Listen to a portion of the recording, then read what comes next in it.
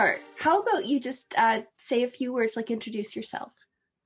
Well, sure. So I'm Robin Yocum, and I'm the author of, I've got 6 novels and 2 true crime books. And the most recent book will be out April 27th, if everything goes correctly. And that is The Sacrifice of Lester Yates. And that is a sequel to a book that was out in 2011 called Favorite Sons. And I'm going to have to read that one too. I mean, I started reading The Sacrifice of Lester Yates. Lester Yates. Yeah. And wow, it's really good. I'm really enjoying it so far. Thank you. Yeah, it's I had been asked years ago to do a sequel, and I just, for years, I couldn't get any traction with it. So, and I finally realized, I live in Columbus, or outside of Columbus, Ohio, that primarily the book was set in Columbus, and that was the problem. Most of my books are set in Eastern Ohio, Appalachia, Ohio, a very industrial, steel-producing area when I was growing up. And I always call it the grit and the grind of that Ohio Valley, that industrial area. And I think that was the problem. Columbus and I love Columbus. I've been here quite a while now, but it was somewhat sterile compared to the Ohio Valley.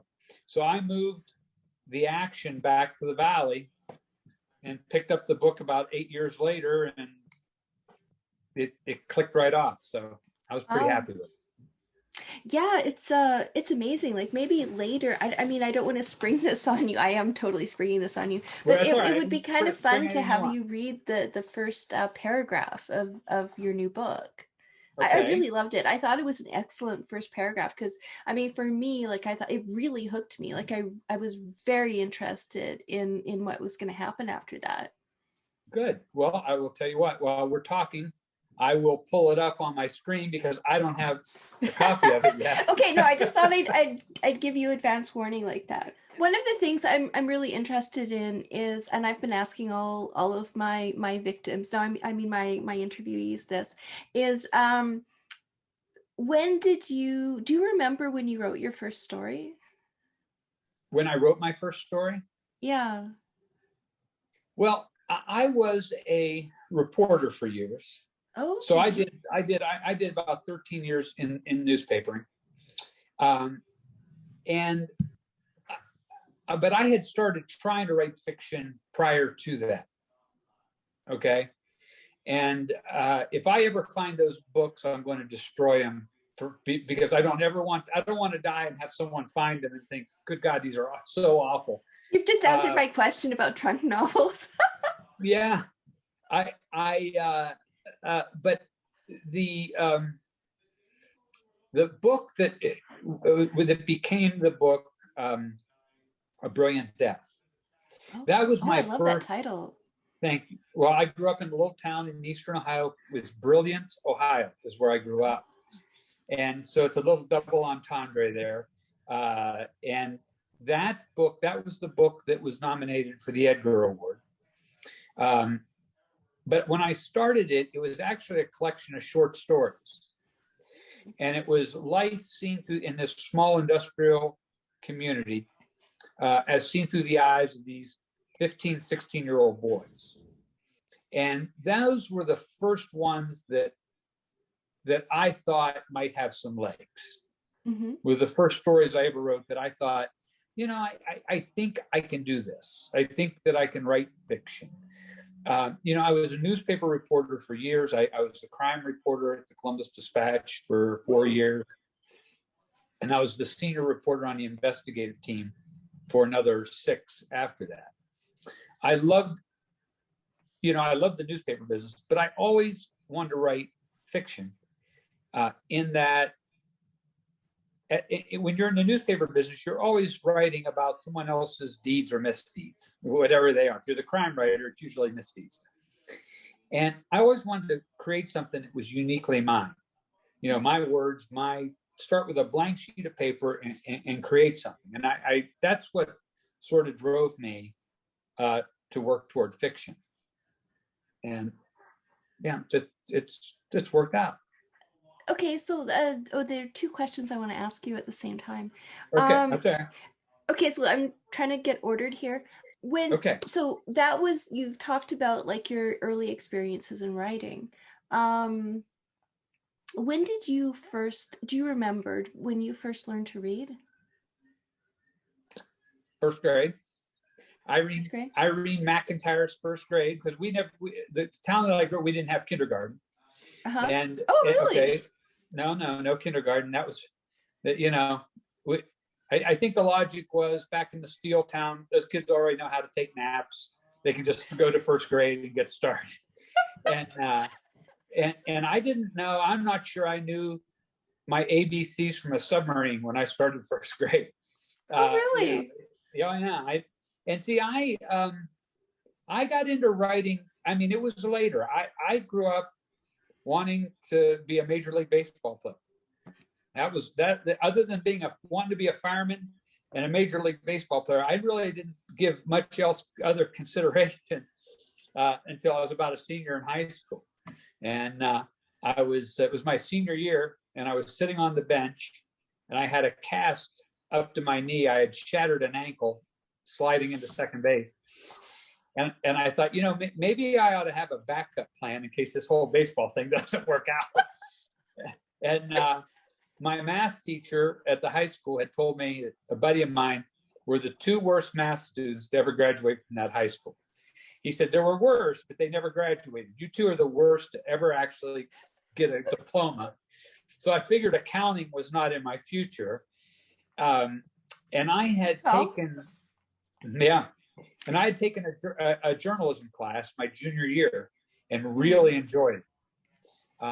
And I thought, because it was a different kind of writing. It wasn't a book report or a thesis or, just a report. It involved some creativity. And I thought, I think maybe I could do this. And that is what launched me toward a career in writing. So if you don't mind my asking, I don't want to get too personal, but do you remember? You can get as personal as you want, dear. It doesn't bother me. What was your first job after you left high school? Well, so after I left high school, I had a variety of jobs. I worked on a dairy farm. I drove a van for the bank. I drove around, picked up like canceled checks and stuff. I worked at a gas station for years.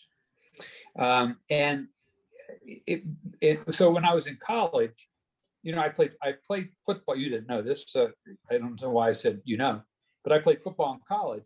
So in the summer, I was only home for about 6 weeks, so no one really wanted to hire me first. Right. So I would work odd jobs and work on a farm and that sort of thing. And then, so my first job was I was carrying the Wheeling Intelligencer. I had a newspaper out when I was in the 5th, 6th grade, 7th grade, and I carried the Wheeling Intelligencer. And then everything else was just gas station. I worked like they called it, a friend of my dad said, Sorry, the Wheeling Intelligencer, what was that again? That was? The newspaper. I carried the morning. It was a morning newspaper. Oh, I see. So you were like a delivery boy. Yes. Sort of. Okay. All right. Sorry. Continue. No, that's okay. In Wheeling, West Virginia, and yeah, I carried that.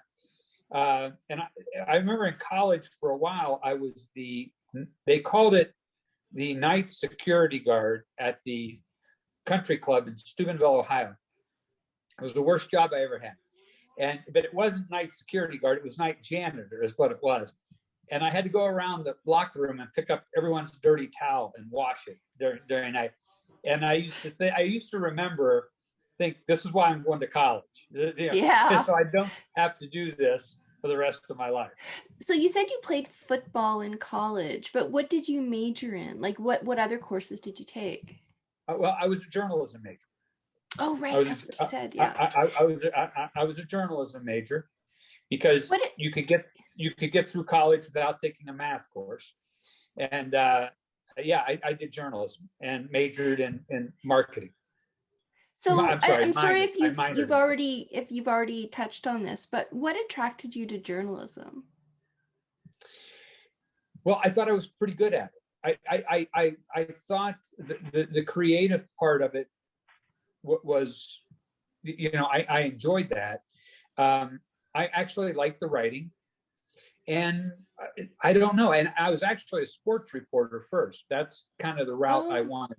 Oh, look, Stephen King was a sports reporter when he was young too. Is that right? See, I haven't quite gotten to Stephen King's level, but hey. Well, keep slugging. On writing his sort of memoir, it's really good. Yeah, I've read that. It was really good. But yeah, I wanted to be a sports reporter, and I was a sports reporter for the first couple of years. And then I got the offer to go with the Columbus Dispatch as a general assignment reporter, and I took it. And what I found out was I liked news much better than I liked sports. Mm-hmm. So that was the path that took. So I came out of college. I came out of college in '78, and I was the first full post Watergate scandal class. So the journalism schools were just full of the next Woodward and Bernsteins. They were all going to go out, and because the movie had come out, and it was, so it was really hard to get a job. And I worked at a small paper in Lancaster, Ohio for a short time. Then the Martins Ferry, Ohio Times Leader, which is over on the Ohio River, not far from where I grew up. And then I came out to the Columbus Dispatch. So would you say, like, after you graduated from your program, Woodward and Bernstein and the whole, would you say that was sort of a golden era for journalism? I think, I'm not sure I would call it the golden era, but I would say that it was near the end before newspapers really started going downhill with the advent of digital, the digital age. Mm-hmm. When I was with the Columbus Dispatch, things were still very good. I mean, Craigslist, I think, has virtually killed newspapers. The classified ads, and it was, we were making a lot of money, and we had a big staff, and I really enjoyed it. And then I left, and my timing was very good. I didn't know it at the time, but things are really tough in newspapers these days. I feel bad for it because I like newspapers, and I still like, here on my desk, I still like feeling a newspaper and having a newspaper in my hand. Definitely. Yeah. So I'm not sure whether we should talk about your current, like, when did you publish your first, when was your first story published? First book? Anything. Well, but obviously you've been published quite a bit over the years as a journalist, but like prose fiction. But fiction, I didn't have anything published until the first book. When was that? That was in 2011, and that was Okay. Favorite Sons. Mm-hmm. So I had written a book called The Essay, which is probably my favorite book. I hate to say I have favorites, but I have a soft spot. We all have favorites. Yeah, The Essay. And my agent took it out. We were in negotiations with one of the very big publishers in 2008. And that's when I'd had two true crime books published before this. But we were in negotiations on The Essay. And if you remember, like November of 2008, that's when the economy crashed. And the editor I was working with got let go, and that deal fell through. So my agent said, "What else do you have?" And I was working on this book called Favorite Sons. I said, "I'm almost done with it." And she said, "Well, finish it up and send it to me," which I did. And it was purchased right out of the blocks by Arcade Publishing. Arcade Books. Nice. Well, after that was the USA Book News Book of the Year for Mystery and Suspense in 2011. She said, what else? That my editor then said, what else does he have? And my agent showed her the essay, and then we were off and running. I had done those two. Interestingly, I had written 3 books prior to this that didn't go anywhere, and I put them on the shelf. And it was, at the time, it was called The Baron of Brilliant, The Duke of Mingo Junction, and The Earl of the Ville, which was Steubenville. And that was The Baron, the Duke, and the Earl. That was my clever way of making the publishing world pay attention to it, which failed magnificently. And so what were they about? Well, they were all, give me 30 seconds, I'll get to it. Sorry. Okay, so I put them on the shelf, and my agent said, the essay has come out. She says, where are your practice books? Said, all you writers have practice books that didn't get published. And I said, well, The Baron, the Duke, and the Earl have been chilling in my closet for about 5 years. If you'd like to look at them. So I sent it up, and I'm sure she's going to pick the Duke, because that was my favorite. And and she doesn't. She comes back and she picks The Baron of Brilliant. Okay, so she said, "Now you're a better writer now." Here's the interesting part of that. Remember, when we talked earlier, I told you I did that collection of short stories, that anthology book about the young boys growing up in the town. All right.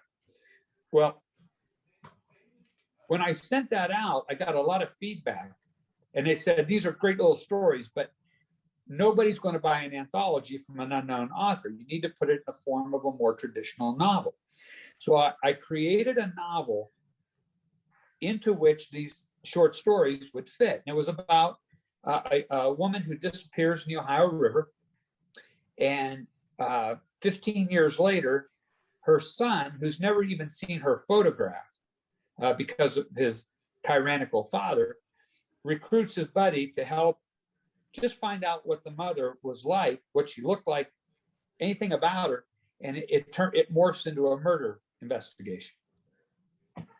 Well, my agent liked that. She said, polish this up. Well, so now I went back and I thought this would be a good book if you could ever find it, because all those little anthology stories it was the reason I created the book to begin with, are just in the way. So I cut 65,000 words out of that book. How many words was it in total before you cut the 65? About 165,000, something like that. Wow. Yeah. So that must have been difficult. It was brutal, but I just took a machete to it. I ripped them all out, and then I went and started to do the rewrite. Well, it was very difficult because, let's say I took out chapter 3, well, that was the natural link between 2 and 4. So I should have just started with a blank sheet of paper, but I went back and eventually that book became A Brilliant Death. Okay. And then the next one that was published was called A Welcome Murder. And that was about in these 3 books, The Baron, the Duke, and the Earl, the 3 main characters are all cousins. Okay. That was the kind of the connection. And that was a book about a former high school star athlete. He played a little bit of Major League Baseball, who was convicted of selling cocaine. And the book takes place as he's getting out of prison. And all he wants to do is go back to Steubenville, Ohio, get the drug money he hid before he went to jail, prison, and go somewhere and start his life over. And it's about all the forces that keep him trapped in Steubenville, Ohio. That's sort of my adult romp book. It's kind of the roughest but I also think it's the funniest. I think there's a lot of humor in that. And then the last one was A Perfect Shot. And The Perfect Shot was about a guy who was the big basketball star in this little town, and he disappears one day. And it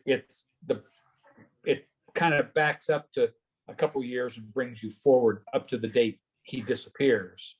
Then ultimately you find out what happened to him. So those were then published, and then that led up to The Sacrifice of Lester Yates, which is coming out hopefully soon. Yes. So one thing I'm again, all these questions. That's okay. We got time. So what do you think, like when you're talking about like your trunk novels, let's call them, the Bear and the Duke and the Earl, and you've reworked them and reformed them, and I want to ask you, like, okay, so when you cut the 65,000 words from that anthology that you were talking about, right, what guided you? Like, tell me your thinking. Like, what did you find extraneous? Well, these were created as standalone stories, okay? These little anthologies. And it was, I thought, defeating the energy of the book. So there was no clear through line, or? Well, I had, yeah, the characters were all there, but they didn't further that story at all. So there were stories about entering a demolition derby. There was a story about painting the water tower in town. You know how kids will go paint the water towers, and there was a story about one kid trying to Evel Knievel a bike jump up in the hills and stuff. And I really liked the story, and I still like them. I've got them around here somewhere. I never throw anything away. But it was killing the momentum of the book.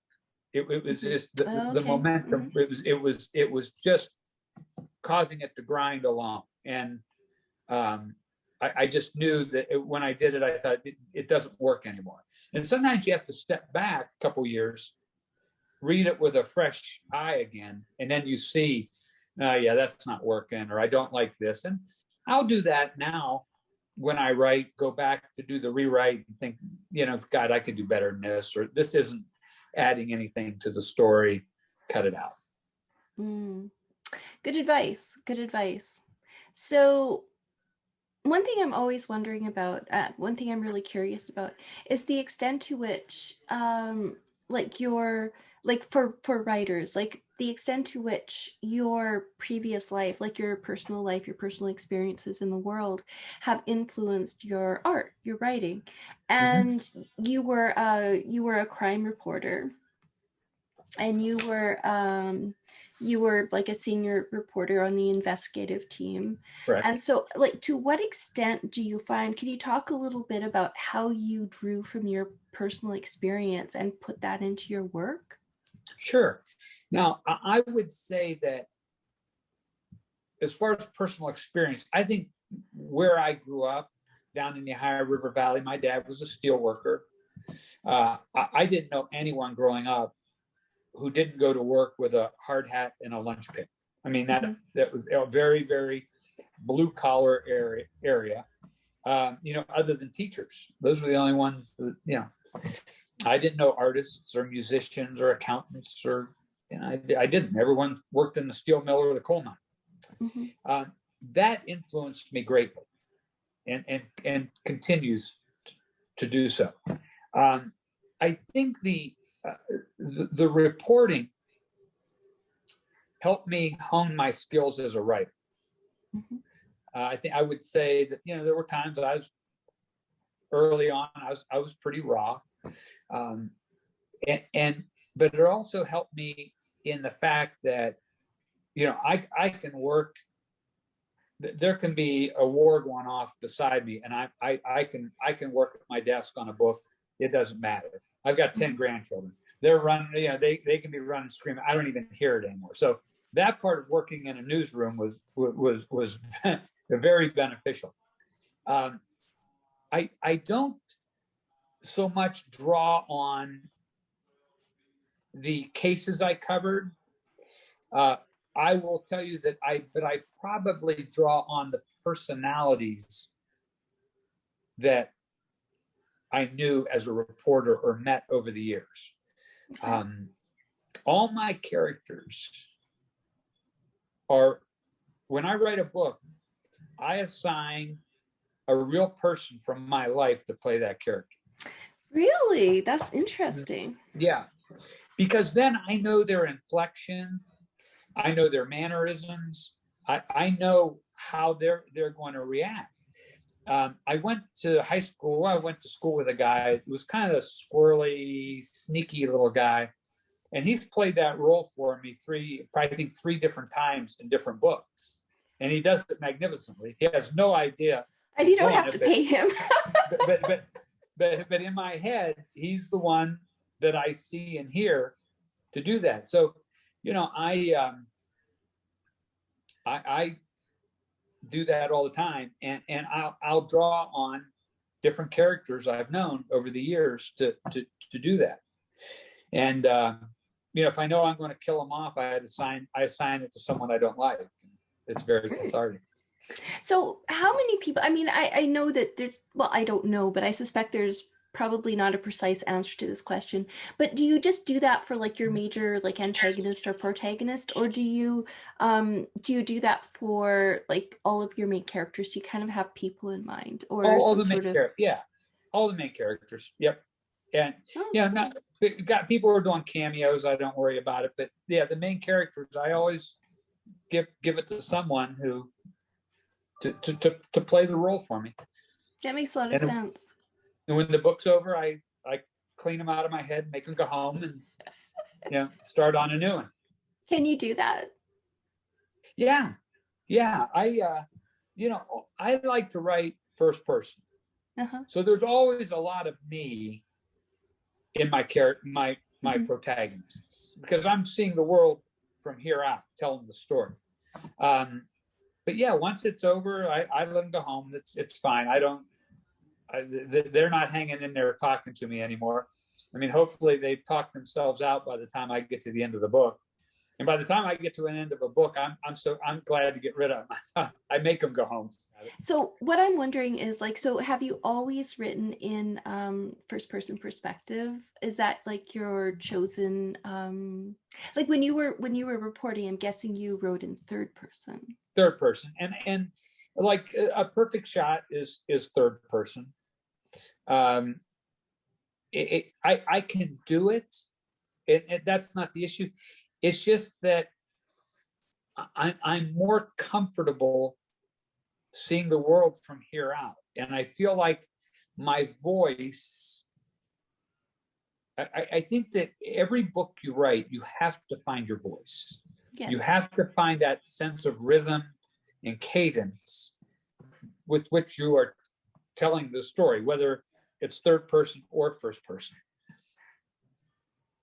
For me, I seem to be able to find my cadence, my voice, easier telling the story first person. So that's the reason for that. Do you find though, I mean, like I've written in first person before, and one of the obstacles that I keep butting up against is like sometimes things will happen that, so there's the story and then there's the plot, right? So in the story, things will happen that happen where the protagonist is not. And I want to tell the audience about those things. And then, so that's for me, at least, that's one of the disadvantages of writing in first person. How have you sort of handled that or overcome that? And I think that rule is not as hard and fast as it used to be. What rule? That the protagonist has to be there. But then how would the protagonist, how would you communicate that? That's just it. I mean, at times he's telling the story. I like James Lee Burke, but I know that there are times there are things going on in the story where he's not there, but I'm pretty sure he's the one still telling it. So, and I understand what you're saying, and that creates an issue, but I find a way to do it. In Favorite Sons, I wanted to know that backstory, so I take the two characters, I'm sorry, I said Favorite Sons, A Brilliant Death. I take the two main characters to the library, and they're looking through the archives, the old newspapers, looking up these articles, and that fills in the blank. They wanted to know the backstory, so of some of the things that went on early in the investigation of the disappearance of this woman. They tracked down the former cop who investigated it, so that way they can have the conversation with him. He can be telling the story, but it's still, my narrator is still there. Okay. All right. I mean, yeah. I think that the final rule in storytelling is as long as it works. As long as it works. As long as everyone. Exactly. Would you feel comfortable talking a little bit about the book that is going to be released next? I'm happy to talk about anything. Would you mind maybe reading the first paragraph? I really enjoyed it, and I think it's an example for. I mean, I think of the audience for these videos as being people who, I don't know, want to be better in their own personal writing than they were yesterday, like maybe newer writers. And I really think that your first paragraph would give people an idea for what a good hook is. Okay, sure. Happy to do it. Okay. Ed Herrick was playing out the string, waiting patiently to die. He was 2 days past his 85th birthday when I interviewed him on the back porch of a 2-story frame that was as worn and sagging under its own weight as its owner. It was a slate gray morning, cool for June, and the leaves on his sugar maples had turned up in anticipation of the storm that would blow through the upper Ohio River Valley later that morning. We sat on a pair of paint-starred rocking chairs and watched the waters of Wheeling Creek churn under the Blaine Hill Bridge on the old National Road. It was the house in which Herrick had been born, lived, and planned to die. He seemed to be grateful for my company, even if it was to discuss the murder of his youngest child. Wow. One of the things that I loved about that paragraph was the first line. Ed Herrick was playing out the string, waiting patiently to die. That is a hook, right? I hope it is. Yeah. So, yeah. Do you try to do that with all your first sentences? Like Stephen King, the first sentence of The Shining. I mean, he did that too. All of his first sentences you'll find contain a strong hook. I hope to. I hope to. I think they're not going to keep reading if they're not interested. And if I can hook them early and bring them into it, yeah.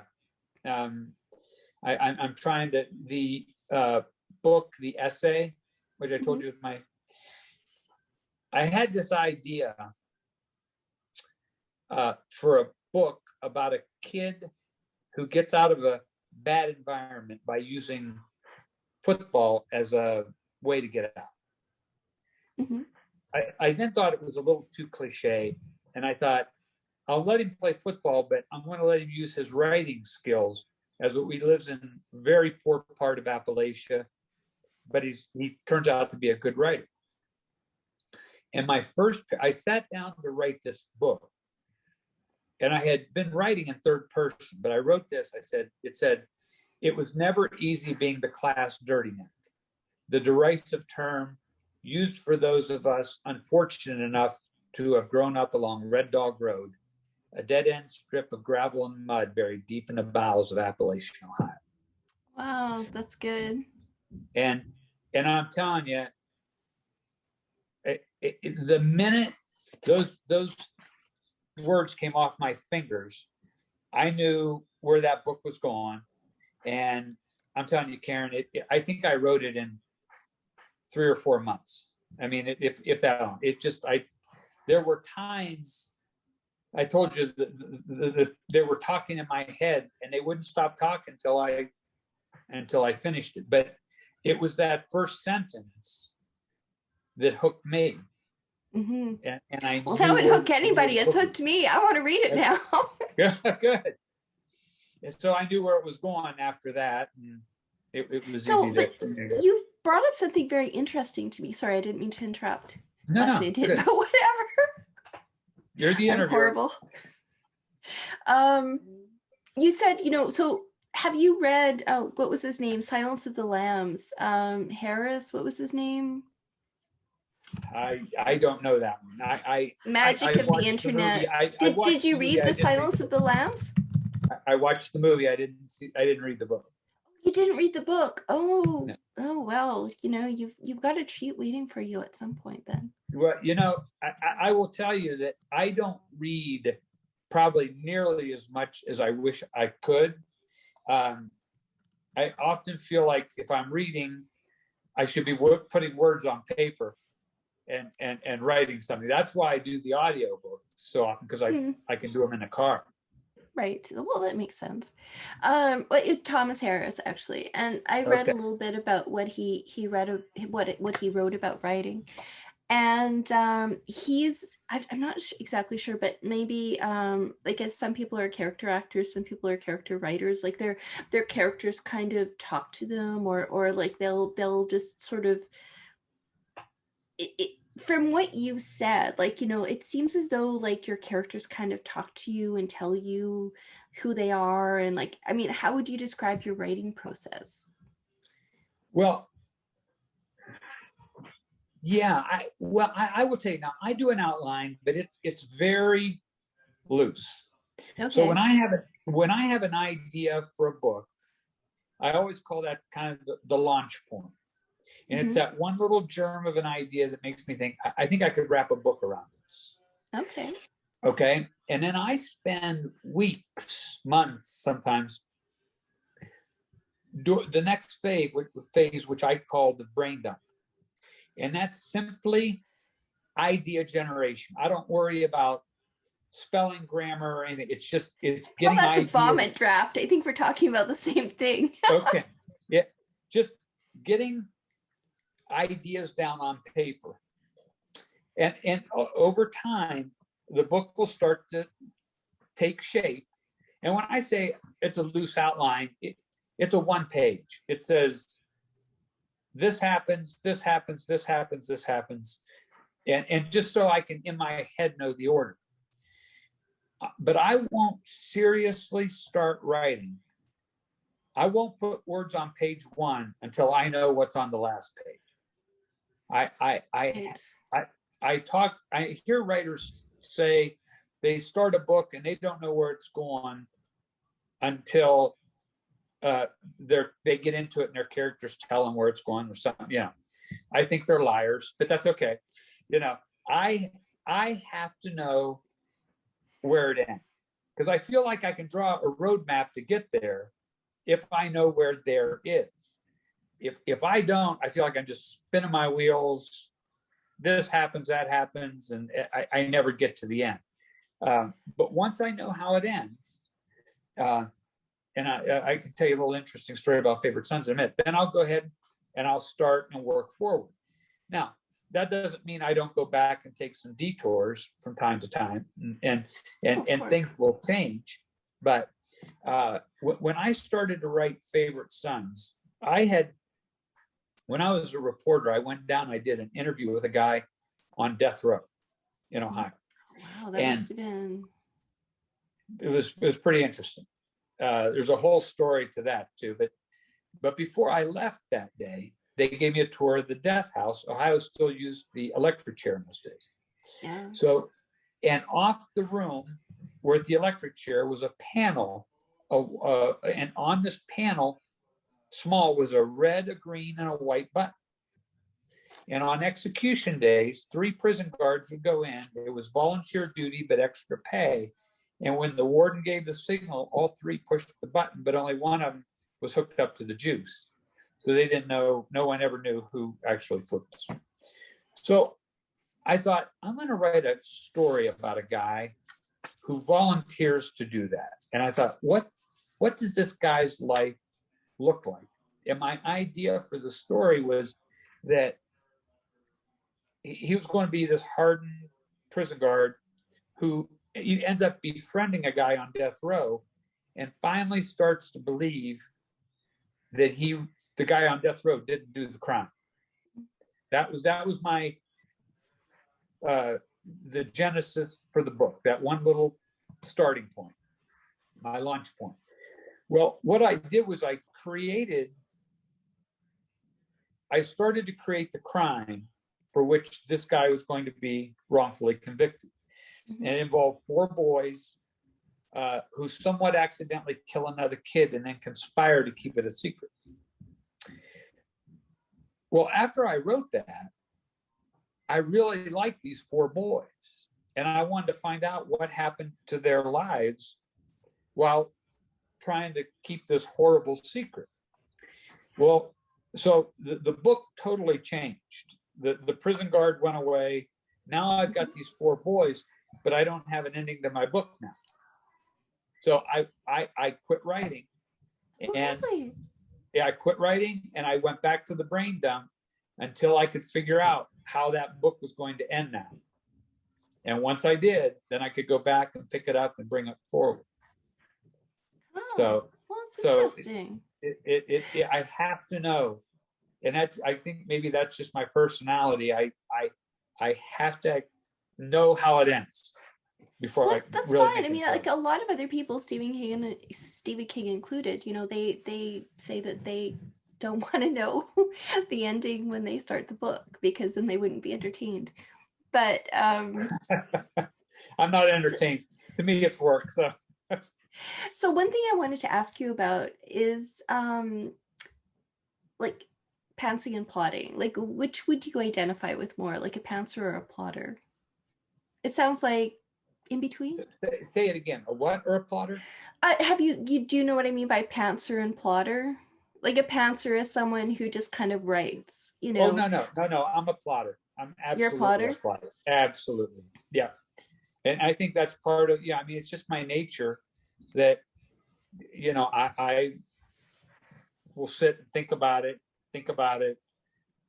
and then start moving forward. That pantser, I just don't understand how you do it. I can't do it. Even a short story. When I write a short story, I know how it ends. I have to know.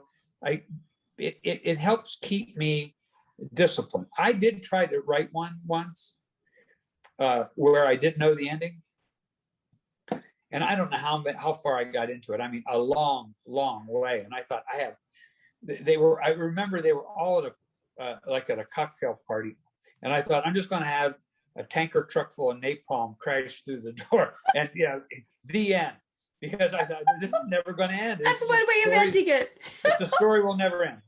And then a tanker truck full of napalm came through and everyone died. The end. Yeah, I can't do it. I'm much more of a plotter. So I think it's my nature. So in the back of your mind, like, do you have like the 3-act structure, or like how do you plot it? Could you say a little bit about what your outline is like? Like, do you have like the ordinary world and then the special world and then return to the ordinary world? And, you have a midpoint where the protagonist discovers something really important that he didn't know. And that's really crucial about the special world of the adventure. And, so he fails whatever confrontation there is at the midpoint, and then he goes on and then, blah, blah, blah. Like the whole hero's adventure or hero's journey thing. Yeah, I think that what you described puts probably a lot more thought into it than what I give it. So once I lay it out, once I have that book laid out, I think one of my worst traits as a writer is my incredible impatience. I just want to get it done and go to the next project. That doesn't sound bad. That doesn't sound bad at all. No, because as a writer, when you're writing a book, I don't want to have it come out and think, oh God, you know what I should have said, or you know what I should have done. I want it to be the best product that I can put out there. And So when I do that, I make myself go back and almost painfully go through it, because otherwise I know what I'm going to do is I'm going to rush it, and I don't want to do that. I want to make myself discipline myself to take my time and roll through it. So when I do the kind of the layout, the outline, it is somewhat simplistic and just says, he goes to Eastern Ohio to visit brother of the victim. That's all. Now, but I will do the same as I'm writing. I will do that brain dump thing that I was telling you about earlier for the whole. I'll do it for the whole book, but now I'll do it for this chapter. And I think, what do I want to get accomplished in this chapter or in this series of chapters that that covers this particular topic? And when I do that, I try to treat that chapter like a short story, and I try to give it all the love and care that I give to a short story. When you short story, you gotta come out of the blocks, grab their attention and hold it, but it's got to be concise and clear.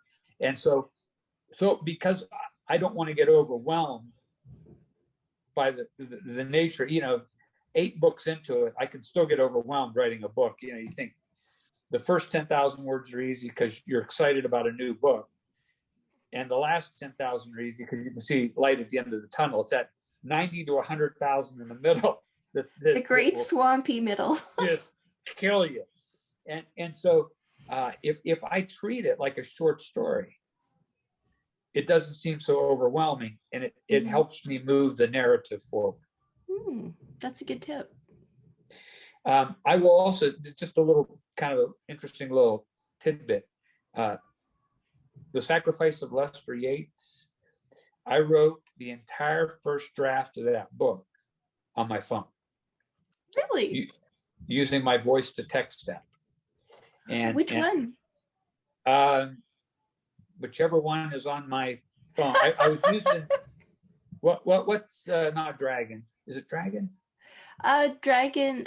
That's one of the programs I've played around with over the years. But Dragon usually Dictate. I just use the notes. I just use the notes on my iPhone. So you prefer like speaking it, like that's comfortable for you? Because I have a daughter that lives in I'm in Central Ohio. I have a daughter in Western Michigan. I have a daughter in Western Tennessee and a son in South Carolina. So when I'm on the road visiting, I just put in my buds, turn that on, and I just talk to myself, cruising down the road, having a conversation with the voices in my head. And then writer. I know. I'll email it back to myself. And then when I get back, I'll drop it into the book, and then I'll edit it and fix it up. Okay. Now I don't know if I'll do any more like that, but it worked for the last one. So you sent me graciously your short story, The Last Hit. Yeah. And which I read and really loved. Okay. Thank you. So you said, and I hope you don't mind if I read a little bit from your email. No, go right ahead. So I've attached a short story, The Last Hit, which originally appeared in Strand magazine and was selected for the Anthology 2020 Best American Mystery Stories by Houghton Mifflin, edited by C.J. Fox. I'm horrible at pronouncing names. Yeah. Oh, yeah. That was. Really. One of the reasons I really liked that story was, I mean, it was an interesting character and well written, well developed, quirky. But I won't give away the surprise like midway through the story, like as one would expect. I mean, there's information, there's a reveal, right? That's true. And I didn't see it coming. Like, I mean, like I could have, I suppose, like it was something that it wasn't unfair. It was an unfair reveal, but it was still a surprise. It was like, oh, okay. And it really like made the special world of the adventure much more, understandable. Oh, okay. And I was just wondering, like, how did you come up with that? Like, was it that your character, you just sort of knew this about them, or could you talk about that? Well, you mean we all have, maybe not all of us, but I think people in life, and whether you're in business or say a pro athlete or wherever, the worst thing you can do is stay too long. You know, you stay in a job too long, whatever. And I feel that's what my main character here did, because he was a mafia hitman, and he didn't really have any other skills. So what does he do? You know, you stick around.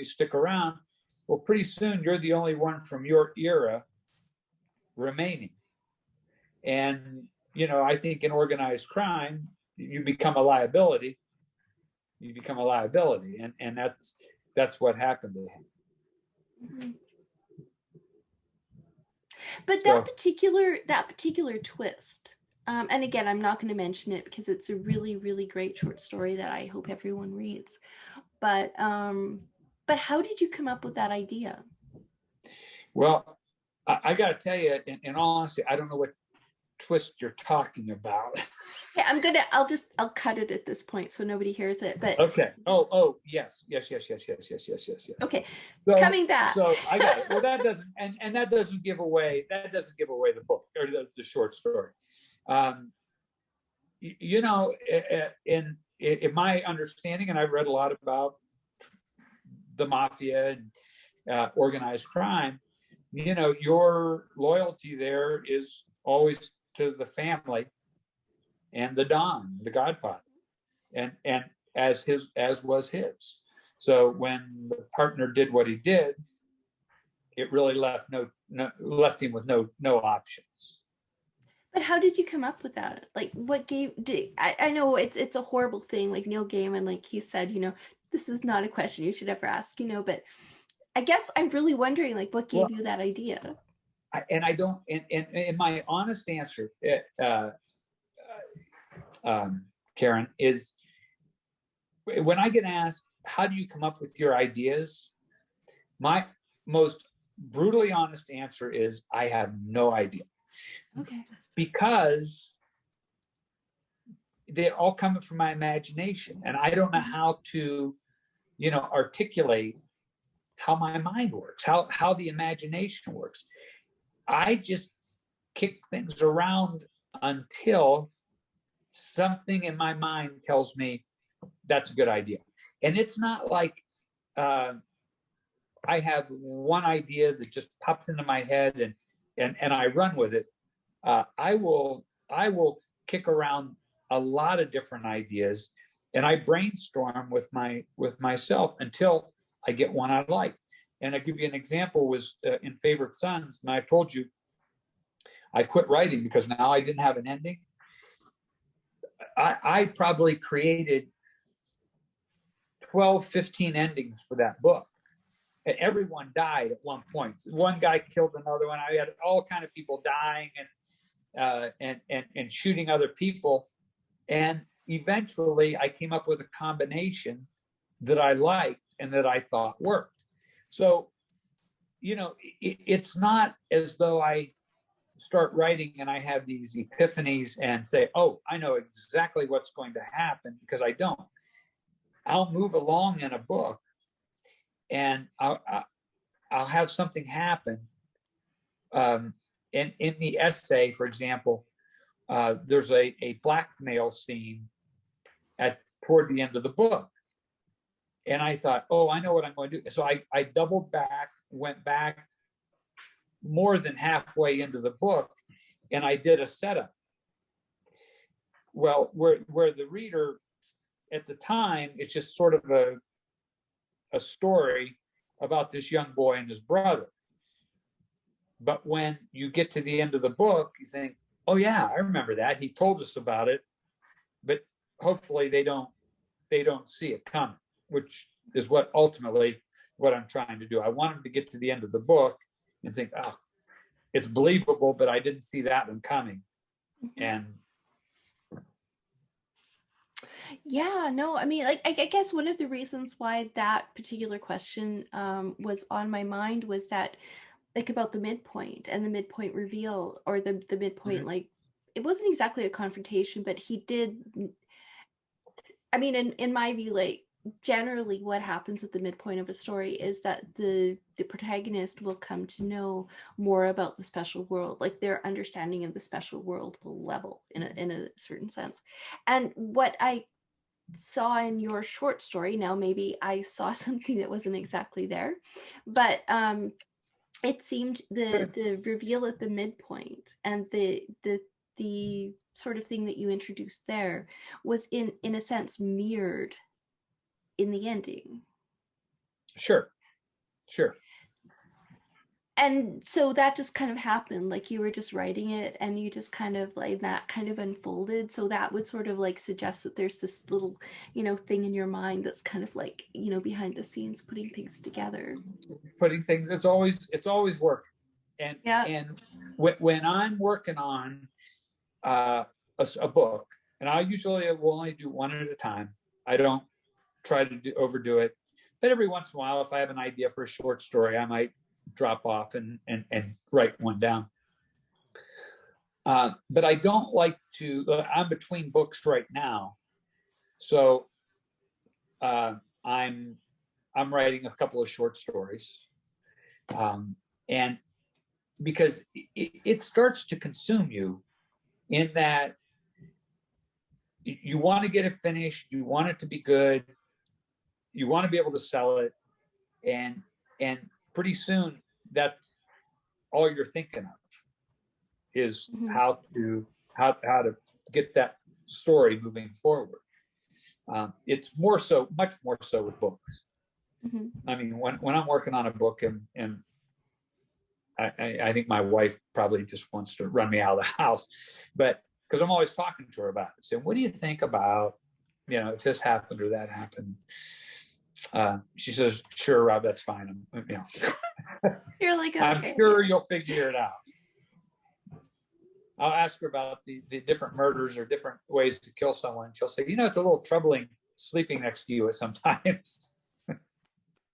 Love it. Yeah. What is going through your head? So, but that's it. Up at 3:00 in the morning, thinking about how to kill people.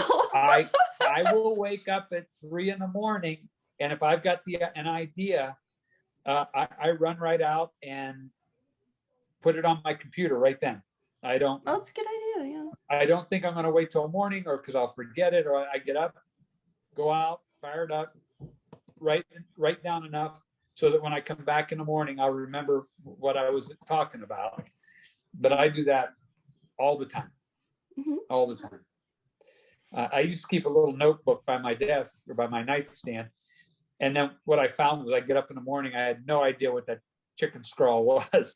So now I make myself get up and go to the computer. Yeah. Can you get back to sleep afterward? No problem. Yeah. That's good. Out. That's good. I'm out.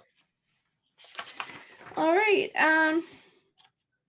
So I was curious, like when you're writing a book, do you have, I'm interested about time management and scheduling. Do you tend to write at the same time every day at the same place, or what's your routine? Scheduling?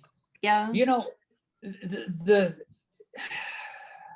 I don't have a schedule. Okay. And because I have got my own public relations and marketing firm. Okay. Which I've had for years. And so, I'm still doing that. And a buddy of mine and I ran back. We were painting today. My buddy and I have a house flipping business. We've been doing it for about 15 years. So my writing, that's one of the reasons I think the last book, I did it in a car or, did it on my phone, because I have a lot of other balls in the air. And so I write whenever I have a couple of minutes, and it might be between appointments. I say, I've got an hour here. I'm going to work on this. It might be 10 minutes. It might be late at night. if there's a day where my clients are behaving and they don't need me, it's gravy to have 4 or 5 hours of time to sit down and work on something. But the truth is, I work whenever I write whenever I have the time. Right. So how do you, so I guess having an outline would really help with that, because if you have it in your head, then you kind of remember where you left off and what you have to continue with. Like, how does that work? Like, you're in the car somewhere, like you've just been engaging with other things, and then it's like, oh, okay, I have time to write. So how do you pick up the thread? Well, what I will try to do, remember I said I try to treat each chapter like a short story? Okay. So that short story is always in my head. Okay. And if I have a couple minutes to think about it, I may not be thinking about what the next words are going to be. I might be thinking about the scene that I just wrote about, and how can I improve that, and what happens. Now, in most cases, like I said, I see the world from here out if it's first person. I also try to look at that scene, fly on the wall, third person. What's going on that the narrator can't see, or the narrator didn't see while he was conducting the interview, or while he's talking to the suspected murderer, or whatever. So I'm still kicking that around. So that way, it's idea generation. I might only pick up a sentence or two while I'm driving down the road, but hopefully they're really good sentences. They're really good ideas. I can't pull it up because I'm talking on my phone now. But I took down a note the other day.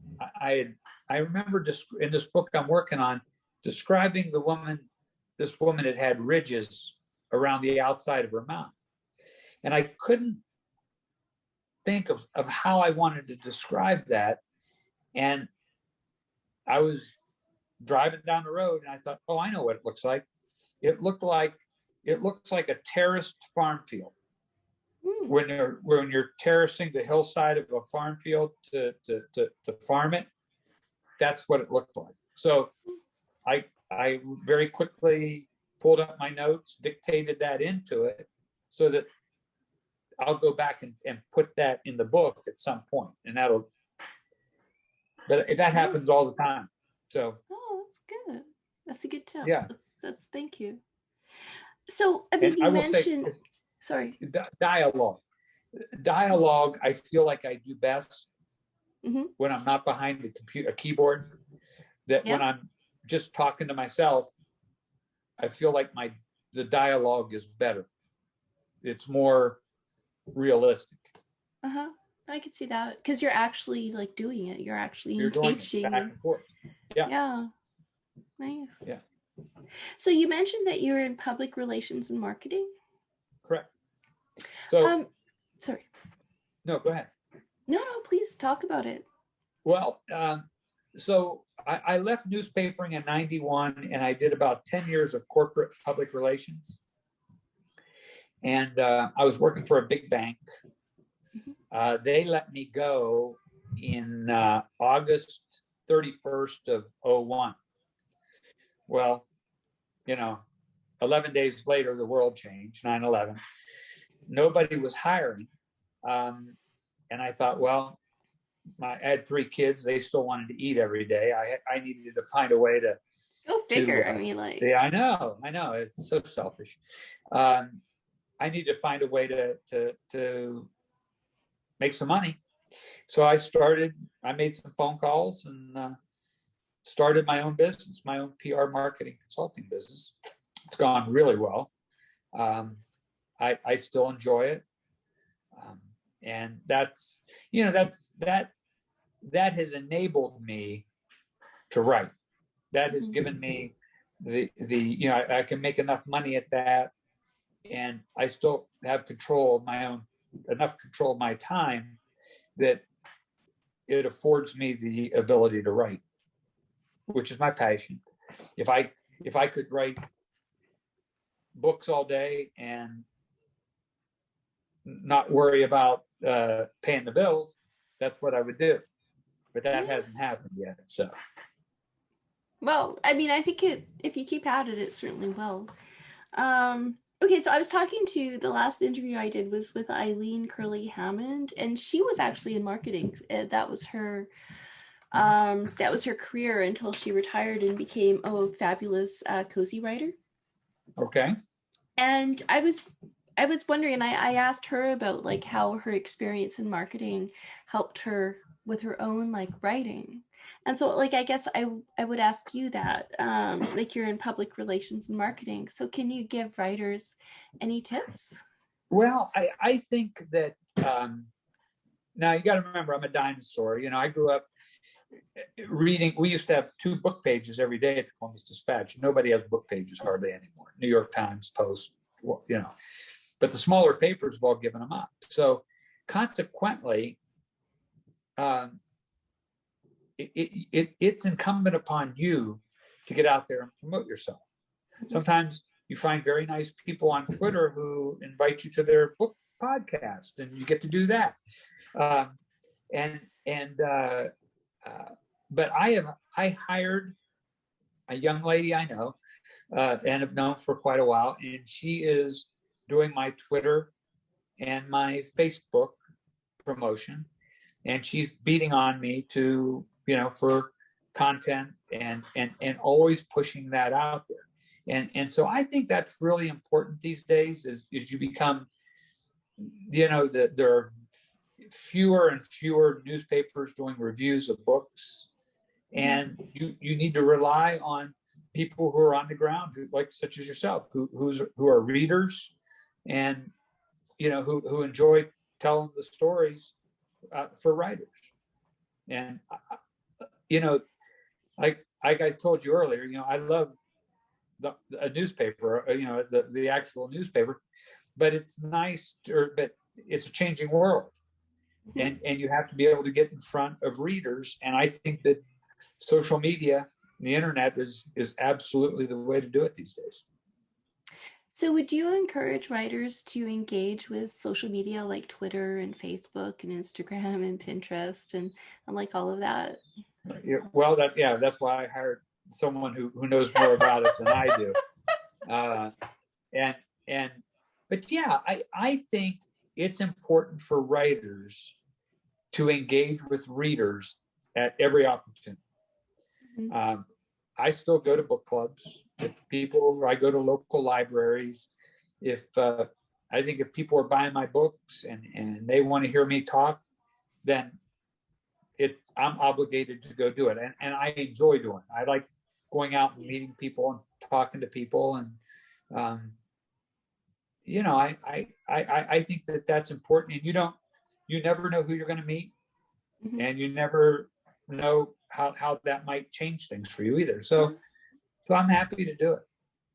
So tell me about your first reading. Like when you first had a group, there was at least one person out there, like you were in a library or you were, wherever, a bookstore, and you had to read, like you were reading like your work to them. Yeah. When did you do that? Well, I remember I did one for a book called Insured for Murder, which was one of my true crime books. Uh-huh. And what year was that? Do you remember? That would have been about 1992. Oh wow! Okay. Back in there. I've done readings.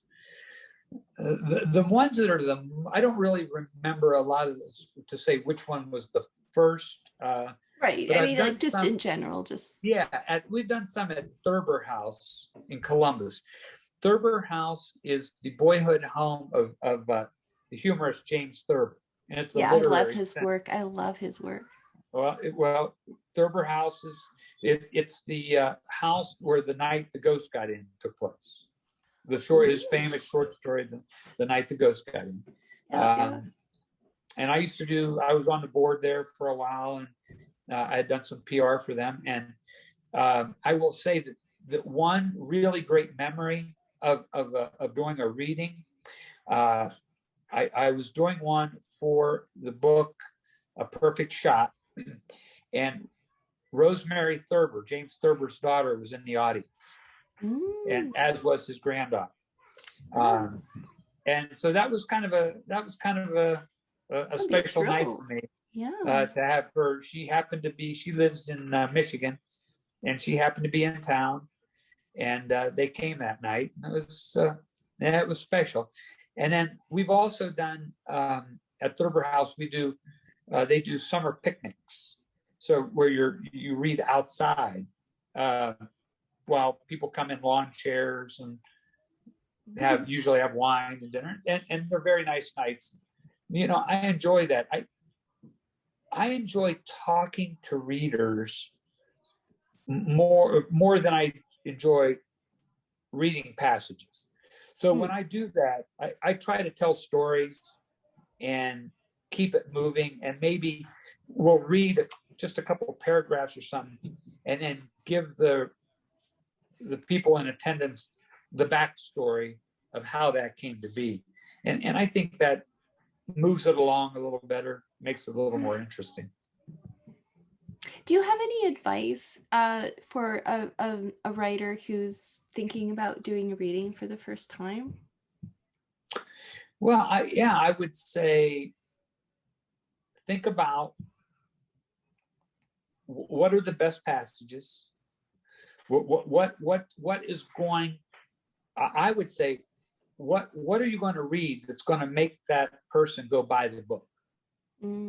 Okay, read something that's going to make them go buy the book, and don't go on and on and on. I like, if you're going to do a reading, find some passages and then give them the backstory. Tell them how this happened, or what you were thinking, or this is based on this character, or I wrote this here because, or I was inspired by, or whatever. Just to kind of keep it moving, because I like to open up mine for questions too. And because I think some of the best interaction that I have with my readers is when they can ask me the questions, and I can give them it's all feedback. about story, isn't it? Like the story behind the story, even. The story behind the story. Yes. Yes. Well, I have kept you over an hour, and I think it's time to wrap it up, maybe. But the last question, if you could go back and give your younger self any tip when it came to writing, what would you tell him? Oh my God, I would slap my younger self and say, pay attention in school. Yeah. I was not a very good student. And it wasn't because I couldn't be. I just wasn't interested. I wanted to play sports and go to school because that's where the girls were. The classes I went because I had to. But I would go back and say, pay attention. And when I got to college, I was focused on journalism. I wish I had taken some literature courses, which I never did. Okay. Of course, nobody knows the path their life is going to take. Thank God. And so, well, yeah, exactly. At the time, I thought I wanted to write books. That was always kind of in the back of my mind. But I didn't. You don't know what you don't know, and exactly. I would have read more. Even though I did like to read when I was younger, but I would have been a better student. I'd have taken some literature courses and probably tried to get a better foundation for what has turned out. But you know what, Karen, we all, hindsight is 2020. We've all heard that many times, and things happen for a reason. And it's working now, and I'm having fun with it, and so I don't really have any regrets. Oh, well, that's great. Actually, there was this one question that I had. You have an agent, And you said wonderful things about her. Colleen. Yeah. I noticed that in your acknowledgments for your soon-to-be published book, The Sacrifice of Lester Yates, you thanked your ancient Colleen Mohide. Right. Mohide. Okay, thank you. Mohide. Right. You wrote that she had been a warrior on my behalf for more than a decade, and I am very appreciative of her efforts. I am. She's been a sweetheart, and I would take a bullet for Colleen. Unfortunately, she's retiring this year, so at some point I have to start looking for a new agent. But she's been great. I mean, she has stuck with me. We get along really well, and I've heard other writers and some of the horror stories they've had with agents, and I've been very, very fortunate to have Colleen in my corner. Could I ask you, like, when did you? It's my impression that a very new writer doesn't really need an agent. That they should just maybe think about sending their work out to. I mean, they're probably going to be sending it being sent it to whatever magazines. But when would you suggest that a writer think about getting an agent? Well, I think the short stories, yeah, you can do that on your own. The books, if you're going to try to write a novel, or even, I mean, nonfiction, you really need an agent to help you through the process. And with Colleen, like I said, with my agent, that enables me to just focus on the writing. Mm-hmm. She does all the heavy lifting, all the math that I'm genetically incapable of doing. And I wouldn't want to be trying to do this without an agent. And I think if you have an agent, it gives your work an air of that it's been vetted.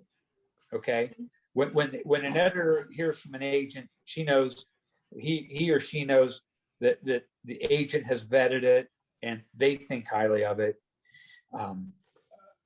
I think a lot of times when you just send in a manuscript, it goes into a slush pile, and right. I'm sure that's right. You might get a look, but I wouldn't want to try to do it without an agent. What do you think? What do you think about self-publishing? Did you ever consider self-publishing or independent publishing? No, I didn't, and I know for some people that works. I've got a friend here in town, and she's self-published 6 or 7 books, and she doesn't have any. And I told her they're pretty good. I mean they're pretty good. And I said, why aren't you trying to get? And she just said, I just don't want to do it. I'm very happy self-publishing.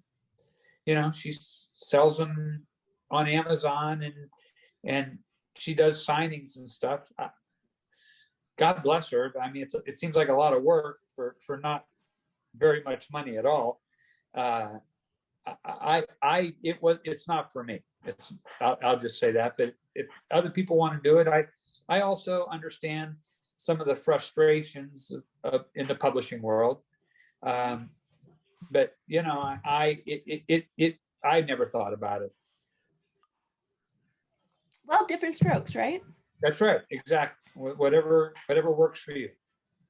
Well, this has been a real pleasure. I'm so glad that we had the opportunity to talk. I hope that when you release your book after the next book, after the next one, maybe we can chat again. I hope so too. I very much appreciate it, and thank you for the time, and it's been great.